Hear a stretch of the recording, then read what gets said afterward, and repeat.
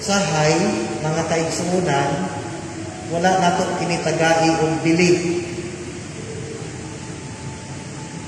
Importante kini nga to ang bunyag. Atong pari nga nagbunyag nimo wala ipipilan. Kinsa dinhi ang mag-ihaw og baka kung magunyag? Wala po. Kinsa dinhi nato nga magsaulog yun, no?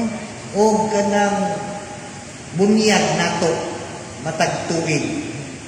Walang yun, no? Sa mga kaigsuunan, sa Kristohanong panlantaw, ang bunyag mao kini ang pamaagi nga nakadawat kitag ato ang identity, ato ang character, isip mga unto Christ. Pinaagi sa bunyag, nakaambit kita sa Diyos nung kinabuhi. Pinaagi sa bunyag, nakaambit kita sa mahigugmaong relasyon sa tuang Ginoong Hesukristo ngadto sa iyang amahan. Pinaagi sa bunyag, mga kaibigan, nahimong kitang Kristohanon, makatawag kita sa ato ang Ginoo ug amahan, tungod kay nahimo kitang mga sinagop nga mga anak sa Dios. Mabitaw na nga mga kaigsuunan, Kristohanon. Dunay tulo. Dunay makahinumdum nato kung unsa ka ng Kristohanong baptismal character o identity nga ato ang nadawat sa bunyag. Naay makahinumdum?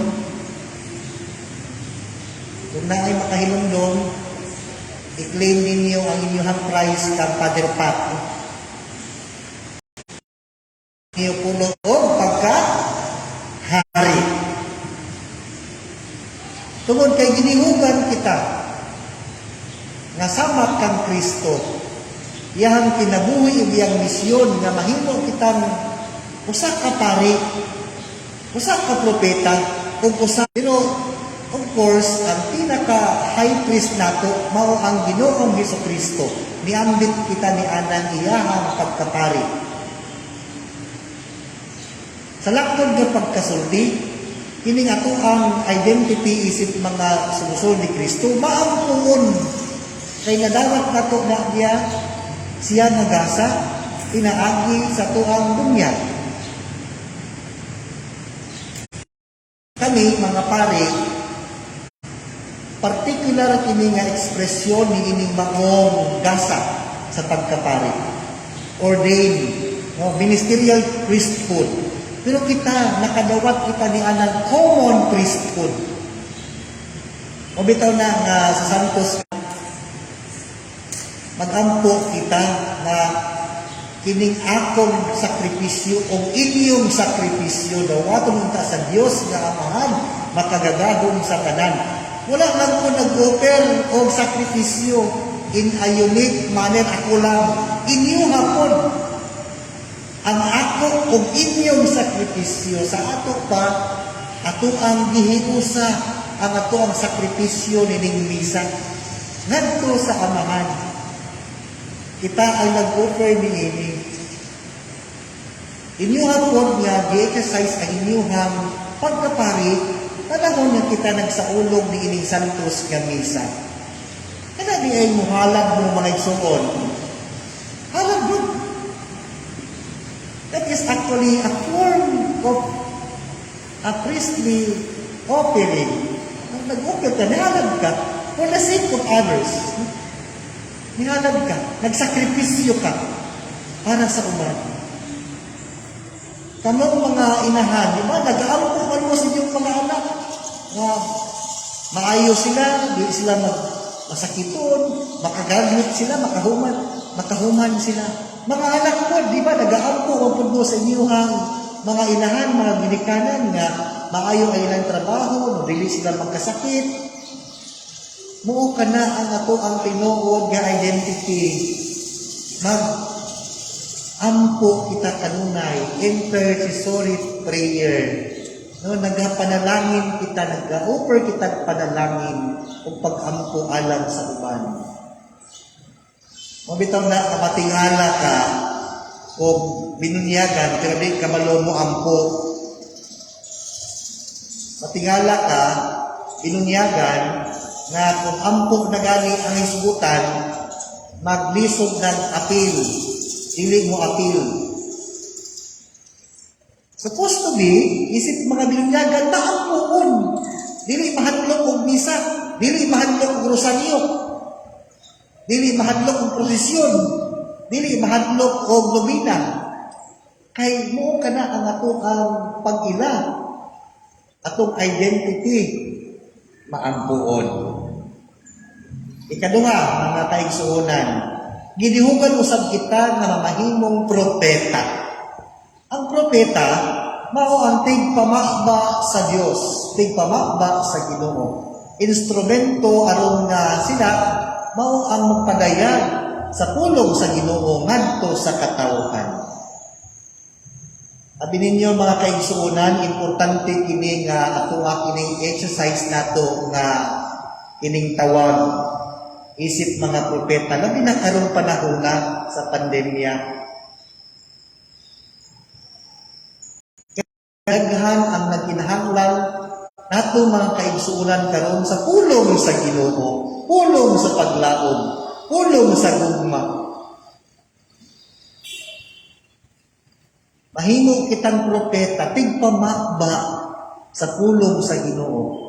Walang nagpasabot ha, mga igsuon kay mangutanag tag unsay latest, no?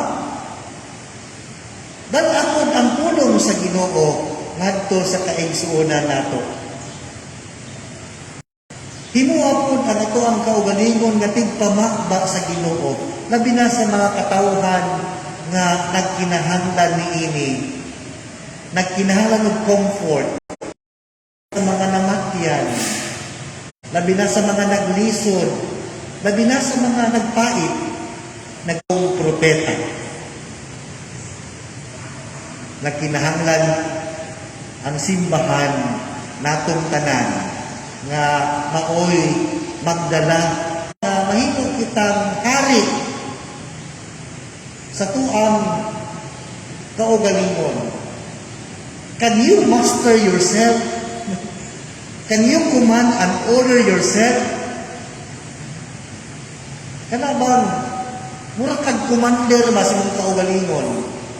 Nga imuhang pangitaon itong imuhang mga karisens, imuhang mga gasa, imuhang manduan, nga muuni atong buhaton, kinahanglan nga mahigugmaon pa sa iluon, manggihatagon kita. Mastering ourselves. Murag commander ka sa imong kaugalingon. Mahimo kang hari to bring all our charisms, leading others to Christ.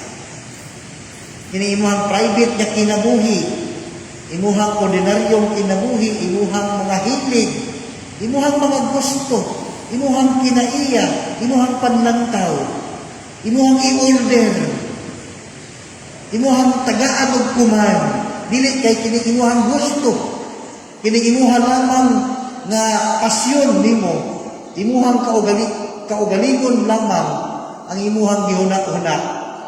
Sa ato pa wala ka makahari sa imong kaugalingon. Giharian ka sa imuhang tawhanon nga panginahanglan. Imuhang tawhanon kaayo nga gusto. You have to order. Ikaw man ang commander. Buhata kining imuhang pagkagasa sa imuhang kaugalingon nga magdala sa uban ngadto kang Kristo. Gitawag ka sa usa ka hari. Gilihugan ka. Aron nga mahimo kang leader nga magdala sa uban ngadto kang Kristo. Pinaupunta mga kaigsuonan nga kini pangilin sa bunyag sa Ginoo ato ang pasidunggan sa pagatuang pagdawat sa ato ang bunyag. We are grafted unto Christ. Mabitaw na nga, we become like Christ Himself, alter Christus. Kay bihugan ikaw, na usa ka pari, propeta o hari. Hinaot paunta, palihog manindog at tuwa karong ipadayag at atuang pagtuo